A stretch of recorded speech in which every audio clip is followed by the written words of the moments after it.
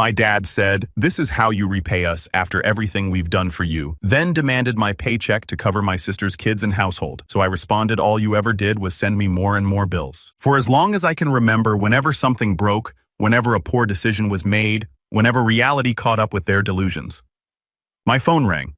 A blown car transmission, a sudden rent shortfall, an exorbitant private school fee for my niece, a tiny emergency that somehow always miraculously cost me 4 figures. That night, the dining table was suffocatingly crowded. My dad Arthur sat at the head of the table like a king holding court. My sister Harper sat beside him, her husband Kyle aggressively chewing his food as if none of this conversation involved him. Harper's 2 kids were literally throwing bread rolls at each other, knocking over water glasses, while everyone smiled and called it high energy. My adopted status wasn't spoken out loud, not usually, but in my family it was the invisible elephant in every room dictating every interaction. I was the child they generously took in. Harper was the real one, the blood one, the one everyone adjusted their lives around. I had brought an expensive artisan dessert, 3 bottles of imported wine, and the mental burden of the envelope containing Dad's January mortgage transfer. He had texted me that morning a message I had received 100 times before. "Maya, need your help covering the gap again just until the quarterly bonuses hit." Bonuses plural. He had been using that exact phrase for almost 3 years. I was already paying a portion of their utilities every single month. I had covered Dad's expensive medication copays more times than I could count. I paid for Harper's oldest daughter's elite gymnastics after-school program back in October when she got a little behind. In November, I paid a $2,750 emergency plumber bill because the family home matters to all of us. In December, I sent $1,100 directly toward Dad's mortgage because he claimed the bank's foreclosure notices were getting aggressive. I knew the exact numbers because my brain does that when I'm stressed. It categorizes. It counts. Mortgage help in December, $1,100. Plumber, $2,750. Gymnastics fees for my niece, $420. Groceries because Harper forgot to budget $24,500 over the span of 3 years. Amazon orders for house basics sent directly to Dad's place just last week, $215.40. I knew all of this because I had every single receipt saved in a hidden encrypted folder on my phone simply titled Family Debt. The kids were screaming. Harper's youngest had mashed potatoes in his hair and nobody even blinked. Kyle was on his 3rd IPA and his 5th unsolicited opinion about the economy. Dad was in one of his sentimental performative moods, which usually meant he was about to ask for something massive. Then Harper put down her fork. She wiped her mouth with a cloth napkin, leaned forward, and smiled at me. It was a cold, calculating smile, the kind of smile that made the blood in my veins turn to ice. "Maya, we should just say it clearly for the new year so there's no confusion," Harper announced. The table went dead silent. Even the kids stopped throwing food. "Your support now covers my kids and my household. Simple as that." For a split second, the room spun. I genuinely thought I had misheard her. Not because she mumbled, but because the words were so breathtakingly blunt, so dripping with entitlement, that they sounded like dialogue from a bad movie. I looked at Kyle first. He didn't look shocked. He just nodded once like Harper had just summarized a successful corporate merger. Then I looked at Dad. He didn't even hesitate. He didn't look apologetic or embarrassed. He lifted his champagne glass, took a slow sip, and pointed toward the front hallway. "If you disagree, the door is right there." My mouth went completely dry. My brain started counting stupid, irrelevant things to keep me from screaming. 4 adults at the table, 2 kids in booster seats. 1 antique grandfather clock ticking way too loud. 1 mortgage payment of $1,100 scheduled to leave my checking account at exactly midnight. Harper leaned back in her chair, crossing her arms. "Maya, let's be real. You don't have kids. You don't have a husband. You make tech money. This helps all of us. All of us." That phrase, all of us.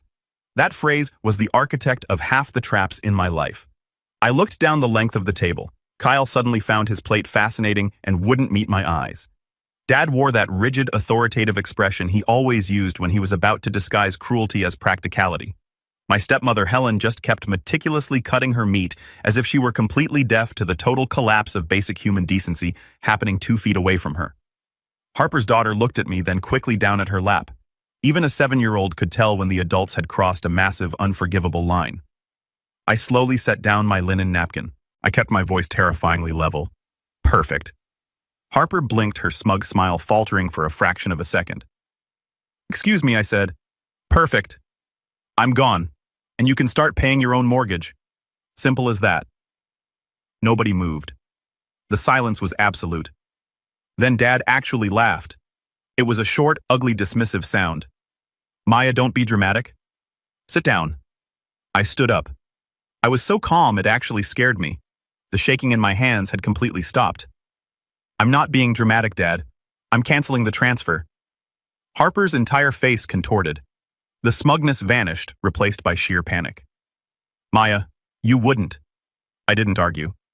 I pulled out my phone unlocked, it opened my banking app and navigated to the scheduled transfers page. I held the screen up so they could all see the glowing interface. I hit Cancel Series. January mortgage transfer canceled at 8:36 p.m. I read aloud. I didn't yell. I didn't cry. I didn't deliver a tearful monologue about how much they had hurt me. I calmly walked over to the coat rack, picked up my wool trench coat, grabbed my car keys, and picked up the untouched artisan tart I had brought. I looked back at them one last time. You just confused access to me with ownership of me. And I walked out into the freezing Portland rain. I got into my car, locked the doors, and just sat there with both hands gripping the steering wheel. The rain was coming down in sheets, blurring the streetlights. I didn't scream. I just opened that hidden folder on my phone, the one they didn't know existed, because there was something else they were going to find out later, and it was going to cost them so much more than a missed mortgage payment. To understand how we got here, you have to understand the psychology of my family. I was adopted when I was 3 years old. Nice people hear that and say, oh, that's beautiful. Curious people ask, do you know your biological parents? But my family weaponized it, not directly. Never in a way you could record and play back without sounding oversensitive. It was more like a high-pressure weather system you are forced to live inside. Harper was your sister by chance. You were the blessing we chose, Dad used to say at dinner parties. It sounded incredibly sweet until you grew up and realized that chosen translates to indebted real fast. I learned very early on that endless gratitude was the currency expected from me. Harper got grace. I got expectations. If Harper forgot a bill, she was just overwhelmed. If I hesitated to pay it for her, I was selfish. If she needed help, family steps up. If I needed space, I was being cold. I bought a small 2-bedroom condo when I was 30. Nothing extravagant, just a quiet place with a tiny balcony, a view of a wet parking lot, and 3 stubborn pine trees. But it was mine. And that independence threatened Dad more than I understood at the time. The morning after the New Year's Eve dinner, I woke up to exactly 14 text messages. Dad, call me immediately. Harper, you embarrassed me in front of my children. You are toxic. Helen, Maya. Dear, this can all still be fixed if you just calm down and apologize. Kyle, you completely overreacted, Maya. It was just a conversation. Dad, again, the mortgage is due on the 3rd. Stop being childish and send the money. I made a cup of black coffee, sat at my kitchen island, and replied to exactly one text. In the family group chat I wrote, I am no longer paying any expenses for your house or Harper's household. Do not ask again. The bank is closed. Dad responded in under 30 seconds. After everything we did for you, we took you in when nobody else wanted you. There it was. The adoption debt finally unwrapped and slammed on the table. I didn't answer. Wave 1 of their retaliation was pure unadulterated guilt. Calls I ignored. Voicemails about family unity. Helen leaving me voice notes in that soft, dangerous whisper she used to manipulate situations. Nobody is saying you owe anyone forever. Maya, but your father is old-fashioned. He sees family wealth as collective. Collective, of course, always meant money flowing in one direction away from me. Then came the second wave, the practical wave. And this is where the story goes from a toxic family dispute to a literal crime. A week later, I was sitting at my desk at work running system diagnostics when my personal email pinged. It was an automated alert from my bank asking me to confirm a home equity line of credit HELOC inquiry, a $150,000 inquiry. I never submitted an application. I definitely never submitted one tied to Dad's address. My stomach completely dropped. I immediately called the fraud department, then my personal banker. The application had been started online using my exact personal information. My full name, my date of birth, my income bracket, my social security number, and employment details that were terrifyingly accurate. It wasn't complete and it wasn't successful, but it was close enough to make me feel physically sick. The loan officer on the phone told me the application was abandoned because the system requested more supporting documentation and didn't receive it. Requested where I asked, my voice shaking. The prompt was sent to arthur.anderson@email.com, the banker replied. I asked for every single digital timestamp they could legally provide me. January 8th, 2:14 p.m. Inquiry submitted 2:17 p.m. Documents requested 2:21 p.m. Abandoned. I hung up, walked into an empty conference room and called Dad. He picked up on the first ring, probably thinking I was calling to apologize and hand over my wallet. Did you use my social security number and personal information for a $150,000 loan inquiry, I asked, skipping hello. He laughed a short, nervous chuckle. That was his tell. Maya, don't accuse me of crimes just because you're in a mood. Answer the damn question, Dad. I was simply seeing what options existed. The bank requires a cosigner for the equity line, and since you're part of this family, I actually had to sit down in the rolling chair, with my information. Without my consent. It's all family property, Maya. If you had just helped pay the mortgage like you were supposed to, none of this would be necessary. I hung up the phone. I didn't scream, I didn't cry. Something permanent inside me just snapped. He didn't view me as a daughter, he viewed me as an asset, a line of credit with a heartbeat. That was the exact moment I stopped arguing and started documenting for real. I am a systems architect. When a system is compromised, you isolate the breach, freeze the network, and pull the logs. Rage doesn't make me messy. It makes me terrifyingly organized. I spent the next 48 hours pulling every credit report from Experian, Equifax, and TransUnion. I froze everything. I filed a police information report followed by a formal identity theft and fraud report after my bank strongly advised it. I printed out my transfer history going back 36 months. I exported every text message. I built a master timeline.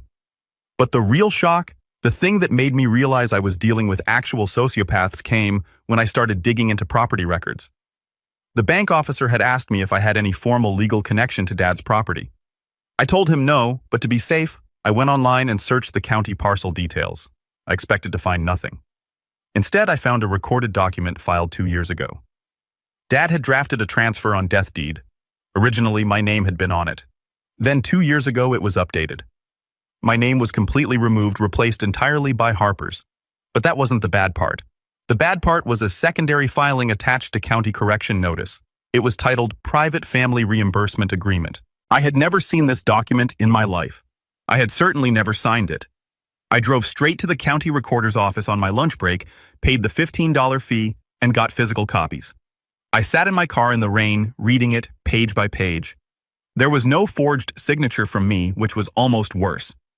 Dad had simply drafted and filed his own internal paper trail, signing it himself, as if his signature alone was enough to legally rewrite reality. He had been building a fictitious. The document claimed that my ongoing financial contributions were not gifts, not loans, and not emergency help. It categorized them as voluntary occupancy-related obligations. Occupancy. I hadn't lived in that house since I was 22. The document explicitly stated that the house was a shared family arrangement and that Harper's occupancy and her children's needs were anticipated under prior verbal discussions with Maya. Prior discussions. My butt. Then I found the line that actually made me laugh out loud alone, in a cold parking lot. Adoptive daughter Maya Anderson acknowledges a moral commitment to household continuity and financial stabilization. A moral commitment, written in pseudo-legal English by a man trying to legally bind me to his debt. They thought they had emotional leverage. What they actually had was a fraudulent paper trail, and paper trails work both ways. I hired an attorney on January 14th. I didn't hire a loud, dramatic TV lawyer. I hired a quiet, lethal civil litigation attorney named Sarah, who wore sharp navy suits and didn't waste words. She flipped through my meticulously tabbed binder in under 20 minutes. Did you ever live in the property during the period these payments were made? Sarah asked. No, I said. Did you authorize any credit inquiry HELOC application or use of your SSN? No. Did you ever sign or verbally agree to this moral commitment nonsense? Absolutely not. Sarah nodded, once closed the binder and smiled. It was a terrifying smile. Good. Then we stop letting them narrate this story. We are going to bury them in paperwork. Within a week, Sarah's office sent 3 things via certified mail. 1, a formal cease and desist regarding the use of my identity. 2, a demand to preserve documents anticipating litigation. 3. A formal notice disputing any claim that my past payments were obligations, tenancy-related, or binding. Then Sarah told me to do one control thing myself. She drafted a single sentence. She told me to send it, screenshot it, and ignore the fallout. At Neotray AA. On a Monday, I dropped this into the family group chat. Effective immediately, do not use my name, income credit, or prior financial support in connection with your mortgage, household, or any application for funds. All future communication goes through my legal counsel. Dad called in under 10 seconds. I declined it. Harper called next, declined. Helen Kyle declined.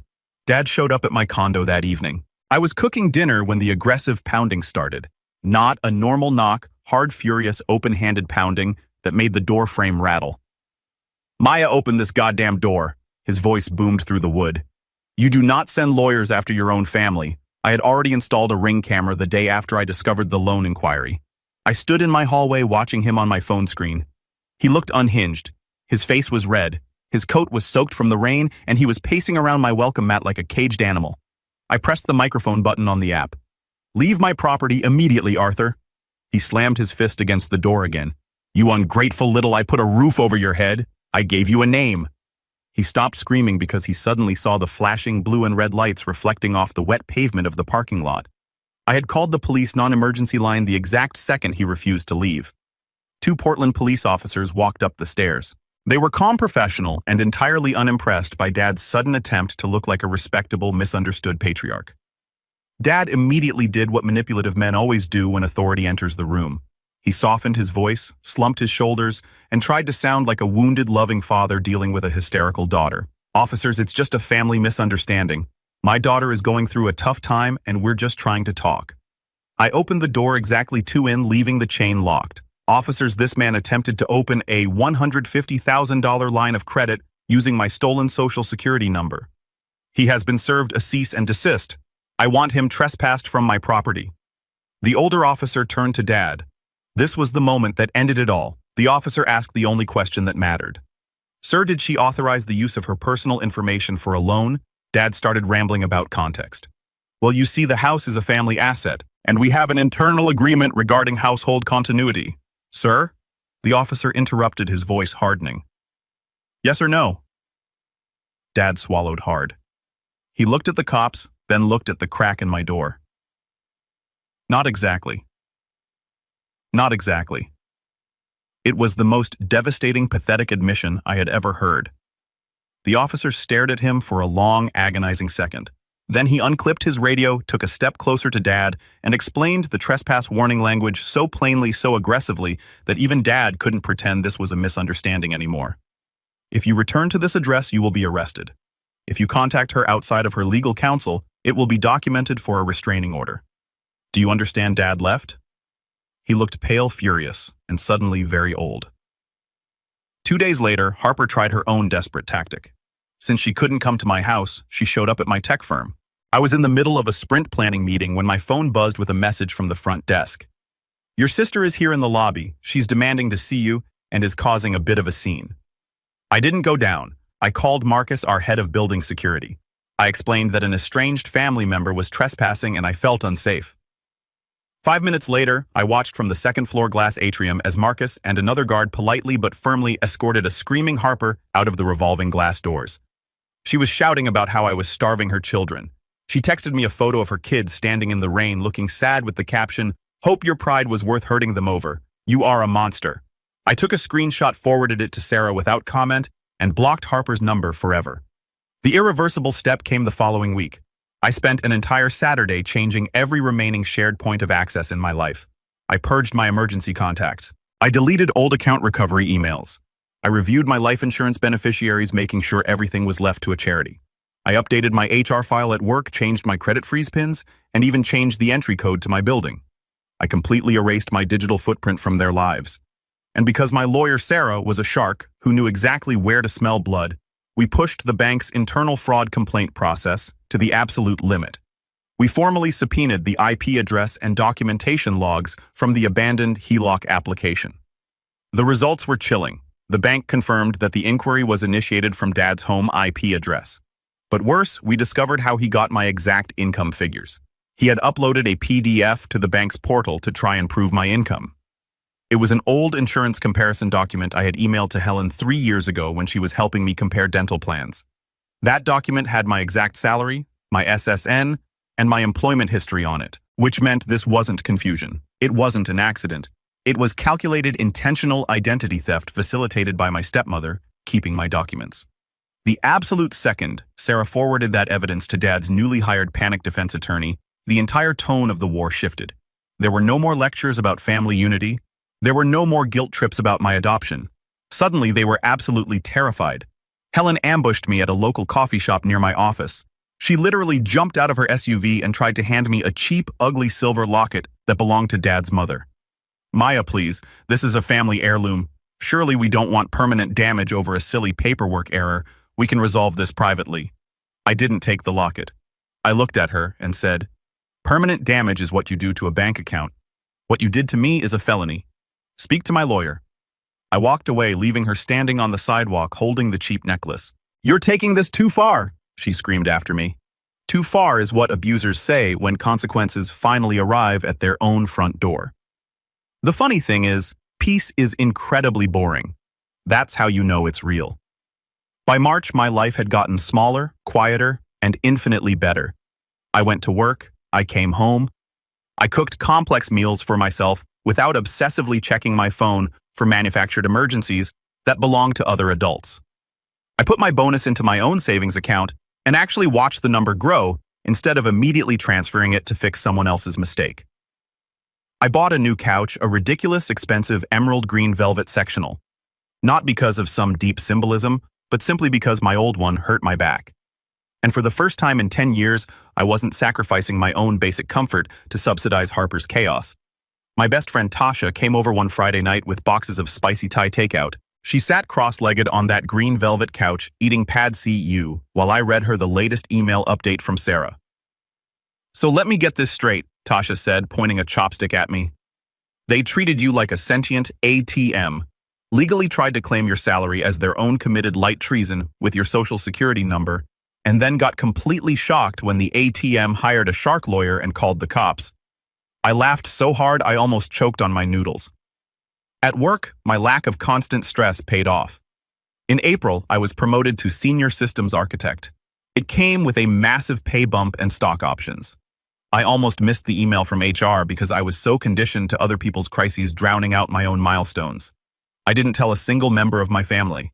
I celebrated by ordering a $100 dry-aged steak to my apartment and eating it in total, luxurious silence. Good silence.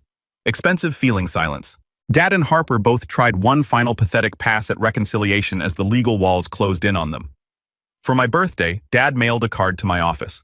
There was no apology written inside, just a check for $250 and a sticky note that read, "For everything getting out of hand. Let's move on.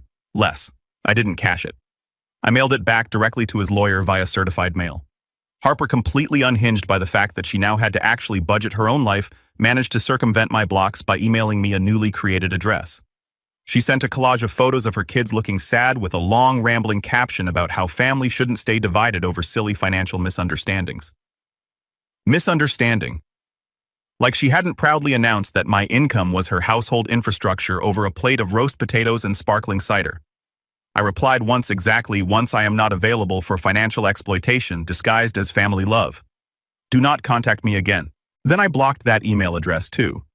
As for the legal side, nothing cinematic happened. There was no explosive courtroom speech, no dramatic collapse on a witness stand, just relentless, suffocating paperwork, forced admissions, and the kind of ugly, quiet settlements that toxic families make when they realize the calm one kept flawless records.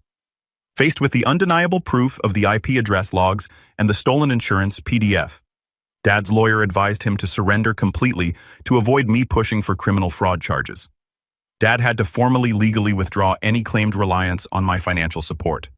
He had to sign a legally binding declaration drafted by Sarah stating that the private family reimbursement agreement was completely fabricated, null and void, and that I owed them absolutely nothing. That document mattered to me more than any amount of money. I didn't need revenge. I didn't need to see him in handcuffs. I just needed the absolute truth pinned down on legal paper where they couldn't twist it, manipulate it, or wiggle it into some softer shape later. I was never obligated. I was never legally responsible for Harper's household. I was never the backup mortgage plan just because they unilaterally declared it over dinner. And being adopted did not make me an open line of credit in exchange for the privilege of belonging to them. That was the real thing they found out later, not just that I had the spine to leave, but that I had the proof to destroy their narrative. And undeniable proof is very inconvenient for people who survive by rewriting the story. Now, when coworkers or acquaintances ask whether I speak to my family, I don't give them the polite, socially acceptable answer. I tell the truth. Not really. I speak to my lawyer if I need to. I speak to myself a lot more kindly than I used to. I trust my own reality, and I speak up a hell of a lot faster the second someone starts confusing love with entitlement, because that is the absolute moral of this story, if there is one. The people who benefit the most from your silence, your guilt, and your endless sacrifices will always be the first ones to call your boundaries cruel. They will call you selfish for finally putting up a fence around your own life. Let them call you cruel. Let them call you selfish. Set the boundary anyway. Protect your peace, freeze your credit, and keep the receipts because access to you is a privilege, not a family right.